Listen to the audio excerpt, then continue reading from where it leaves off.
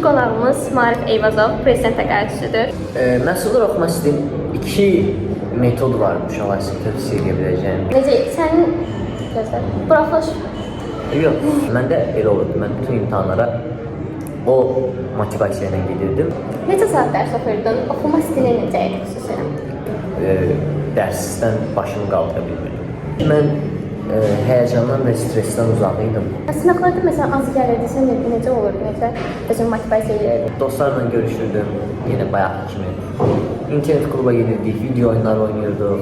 Dərs oxumağa çalışmayın. İstirahət edirsinizsə, onsuz da onlar sizin yanınızdan çıxmayacaq. Hə, sağ ol verim. Listening gəldi, ingilis dilində dinləməm. Dinləməni işlədik, bitirdim. Ay, mən onu izah edirəm. Salam, videoma xoş gəlmişsiniz. Bugünkü qonağımız Maarif Eyvazov, prezident təqaüdçüdür. Salam, mənim adım Maarif Eyvazov, Azərbaycan Tibb Universitetinin Müalicə Profilaktika işinin İngilis fakültəsində oxuyuram. Deməli, buraxılışdan sonra bloka necə fokuslandın, necə o stresi yox, dəqiqə. Deməli, buraxılışdan sonra bloka necə fokuslandın? Əsas şahisi deyim, buraxılışdan sonraki bir həftə ərzində mən tamam istirahət edirəm, yəni sizə də bunu tövsiyə edirəm. Bir həftə olmasa da, yəni bir həftəsində çox idi. 4 gün, 5 gün tamam istirahət edin, yəni heç nə oxumayın, sadəcə buraxılışdan əvvəl necə istirahət edirsə, blokdan sonra bir istirahət etməyə çalışın. Bizdə müəllimlərin bəziləri dərslər salmışdı artıq, amma yəni mən yenə öz istirahətimi edirdim daha doğrusu. Amma ondan sonra çalışın sistemi qurun, yəni necə qurun? Məsələn, blokda 3 fən var. 3 fəndə yazın bir siyahıya ki, məsələn, bu gün bu fəndən bir sınaq işləyəcəm. Bugün bu fəndə müəllimlərdən əlavə ayrı bir dərsin nəzəriyyəsini yenidən oxuyacağım, testini yenidən işləyəcəm. Belə şeylər yazın və bloka qədər onu sistemləşdirin, oxuyun hər gün. Çalışın oxumağa. Yəni, onsuz da yazacaqlarınızın hamısını oxumaq ehtimalı çox aşağıdır. Çünki biraz monotonluğa girir və insan sıxılır. Siz çalışın, sıxılmayın, disiplinli şəkildə bunu davam etdirməyə çalışın. Fizika haqqında nə demək istəyirsən? Yəni, necə oxuyurdun, necə hazırlaşırdın? Fizika sözsüz ki 4-cü qrupların yaralı yeridir. Ancaq sizə deyə bilərəm ki, fizika o qədər çətin deyil. Yəni, sadəcə özünüzü inandırmayın ki, fizika çətin olacaq, yaza bilməyəcəm və s. Fizika əslində rahatdır. Çünki mənə fizikanı daha rahat edən, mən olimpiyadaya hazırlaşırdım 11-ci sinifdə fizikadan və buna görə artıq olimpiyada materialını biləndən sonra abituriyent materialı çox asan gəlir. Görəndən sonra hansı kitab var idi? Bununla başlayayım. Bunu qoy təzən deyim. Kitablara gələndə isə çalışın topluları oxuyun. Yəni mənə deyim. Kitablara gələndə isə toplunu çalışın tamam bitirin. Yəni toplunun bir dənə olsun sual qalmasın. Situasiyaların hamısını işləyin. Bitirəndən sonra toplunun güvənin testlərini işləyin. Güvəni də bitirəndən sonra artıq dediyim kimi əvvəlcədən qeydlər götürmüş olacaqsın. O qeydlərə əsasən nəzəriyyəni işləyin və çoxlu sınaq işləyin. Əsas sınaqdır, fizikadır, riyaziyyatdır. Dəqiq elmlərdə, belə hesablama lazım olan elmlərdə öyrənmək üçün onları bol sınaq işləmək lazımdır. Belə. Testlər çox sonsuz şeydən düşür, dindən düşür elə ki. Dindən düşür. Sadəcə elə bir sınaq işləmək nəyə lazımdır? Sınaq işləyəndə artıq eyni tipli sualları çoxlu bilirsiniz və demə düşəndə həm stresslənmirsiniz ki, anam bu sualı bilməliyəm, həm də daha rahat qavrayırsınız və daha rahat tez və həll edirsiniz. Çünki imtahanda əlbəttə ki, vaxtı uyğunlaşdırmaq çox böyük bir məsələdir. Buna da birazdan inşallah toxunacağıq. Bir də məsələn, sınaq işləyəndə məncə sadəcə səhvlərə belə yazmalı falan yox, düzlərinə də baxmalıdırlar. Çünki olur ki, adam atır deyib B yoxsa C yazırsan və C düz çıxır, amma sual gedirsən, düz çıxdığına görə bilmirsən. Bəli, çox yaxşı yerə vurguladaylar. Onda siz elə olan da əgər elə bir sınaqla qarşılaşırsınız, elə bir suallarla. Məsələn, mən də elə olurdum.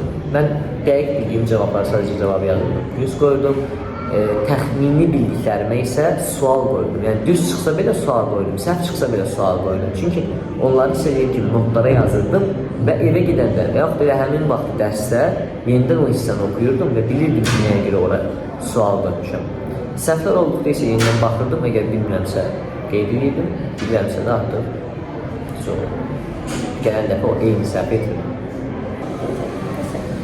Başqa bıraxmaq şiir edim ya. Şey deməmişim, imtihanda. İmtihanın şeydi, hə, ardıcıllığını buraxışda da deməmişik heç. Onu digər iki əsas o yapmışıq ki, ona görə dedim ki, birazdan bizə. Okey, onda... İndi bloku deyək, çünki mən olmuşsa bu videoda birazdan demişəm. Bloku deyək, ondan sonra ayrı bir video buraxışı deyirsəm, onu ki, əlavə ediyorsun. Tamam. Onda buraxılışda, blokda ardıcılığı necə... Bir dəqiqə. Blokda ardıcılıq... Blok imtihanında dərsləri hansı ardıcılığı, fənləri hansı ardıcılığı edəcək? Blok imtihanında dərsləri hansı ardıcılıqla fənləri? Blok imtihanında fənləri hansı ardıcılıqla işləyirdim? Deyə bilərəm ki, fənləri blokda işləmək daha rahatdır, çünki blok imtihanı fənləri yaxşı düzülüb, yəni biologiya, kimya, sonra da fizika, yəni çox yaxşı sistemdir. Əsas deyə bilərəm sizə, biologiyanı birinci işləyin, yəni çalışın birinci həmişə biologiyanı işləyin. Çünki biologiya elədir ki, blok imtihanının fənləri arasında nisbətən çətin olanı biologiyadır. Çünki biologiyanı tamam açıq beyinlə işləməlisiniz. Biologiyanı bitirəndən sonra insana görə dəyişir. Kimya ya da fizikanı işləyə bilərsiniz. Məsələn, mən kimyanı işləmişdim, çünki sıralama elə idi. Mənə görə sıralama düz idi, yəni mən dəyişirmişdim. Birinci kimyanı işləmişdim, sonra da fizikanı işləmişdim və situasiyaları işləməmişdim mən birinci. Yəni, birinci biologiya 27 sualın, kimyanı 27 sualın, fizikanı 27 sualını işləyəndən sonra başlamışdım biologiyanın situasiyasını işləməyə, kimyanın situasiyası, fizikanın situasiyasını, sonra da kodlaşdırma və bitirdim. O qədər qarşı işləmişəm ki, birinci kimya situasiyası, sonra kimya, full, sonra fizika, sonra biologiya. Məndə o buraxılışda olurdu. Məndə buraxılışda olurdu. Buraxılışda təzən şey deyərik. Biologiyada necə işləyirdin? Biologiyada deyə bilərəm əsas nəzəriyyədir. Yəni, siz biologiyanı daha çox çalışın məktəb kitabı. Yəni, məktəb kitabı biologiyada əsas mənbədir. 6-cı sinif, 7, 8, 9, 10, 11-ci sinif kitabları, məktəb kitablarını oxuyun. Təzə nəşriyyatlar əlbəttə. Məktəb kitablarını tamamilə mənimsəyəndən sonra onları daha yaxşı beyninə oturtmaq və yaxud daha yaxşı qavramaq üçün güvən nəşriyyatının kitabını oxuya bilərsiniz. Çünki o da məsləhətlidir. Yəni, əlavə kitablara da elə ehtiyac yoxdur. Çünki sizə sadəcə məktəb kitabı və sadəcə məktəb kitabı bəs edəcəksə deyə bilərəm. Biologiya belə. Sınaqları da yenə toplumdan əlavə harda görülür. Sınav işləyin, məsələn. Cavan müəllim var, onun sınaqları çox yaxşı olurdu. Onlardan işləyə bilərsiniz. OTK-nı çox işləyin. Yəni, OTK-da çalışın son illərin heç bir sınaqları qalmasın. Nə blok, nə buraxılış aid. Belə. Bir demin imtihanı olurdu, buraxılış ərəfəsi, qəbul imtihanı. Mən onu getməmişdim. Çünki o imtihana artıq bizdən gedirdilər uşaqlar və uşaqlar getdiyi üçün də məsələn bir nəfərin getməyə kifayət edir ki, müəllimlər də deyirdi ki, siz gəlin mənim yanımda o imtihanı işləyin. Çünki imtihana gedəndə məsələn çox da ciddiyə alınır bəzən uşaqlar deyirlər ki, onsuz da bu sınav imtihanı edirəm. Müəllimlər onu qeyd edir ki, gəlin mənim yanımda işləyin, mən bilim siz harda zəifsiniz və ona görə ona uyğun sizə dərsləri yenidən proqramlayıb keçək. Bir biologiyada məncə dərsliklərdə hər cümlənin mənasını başa düşəndən sonra çox rahat gedir. Elədir, məsələn, adi təkamül nəzəriyyəsi və yaxud genetika. Bunlar elə dərslərdir ki, siz əvvəli əgər bildinizsə, fizika kimiyada da elədir. Yəni, müəyyən bir mövzu var, məsələn, fizikada deyək mexanika.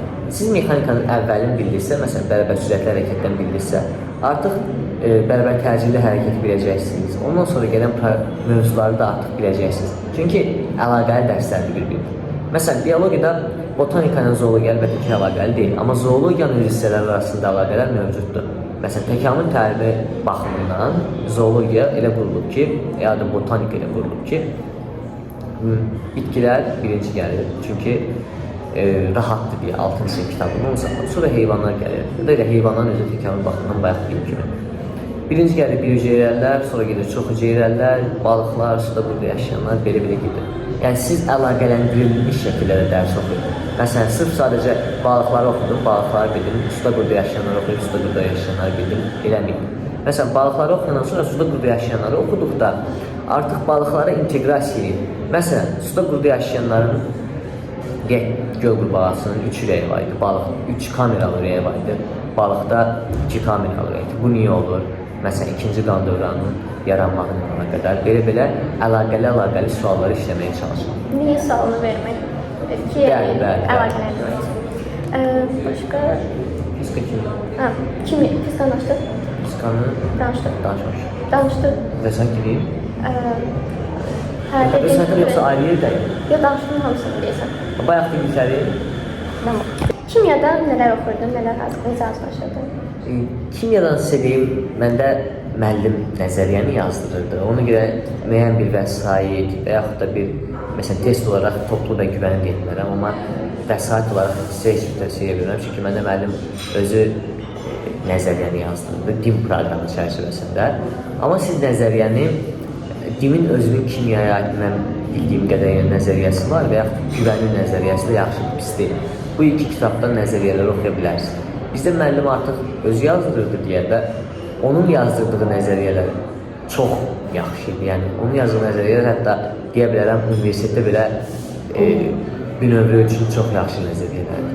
Ümumiyyətlə, müəllimlər yazdıranda daha rahat olur. Elədir, həm yazır insan, həm baxır və buna görə də daha yaxşı yadda qalır. Test topluları, yəni nə işləyirdin, necə işləyirdin? Test olaraq elə test toplusu, güvən, situasiyalar elə test toplusundan baxın. Kimya üçün deyə bilərəm, sadəcə test toplusunu, bütün testlərini qavrasaz, yəni cavabları əzbərləmək yox, sadəcə bütün testlərin mahiyyətini, testlərin həll olunma yollarını bilsəniz, 30-30 qarantili deyə bilərəm. Bir də ötən illərin testlərini işləməlidir məncə. Düz sınaqlara, bəli, ötən illərin testləri yenə bayaq burada vurguladığım kimi sınaqları da bol-bol işləmək lazımdır. Hər birinizə uğurlar. İnşallah ki, çox yaxşı nəticələr toplayarsınız və sağ olun. İnşallah dostlar, 4-cü qrupda oxuyub tibb hazırlaşanlarda gələn il bu vaxtı belə videoları çəkməkləri üçün gözləyirik və gəlin inşallah söhbət edərik, belə yaxşı olan inşallah. İnşallah. Sağ olun.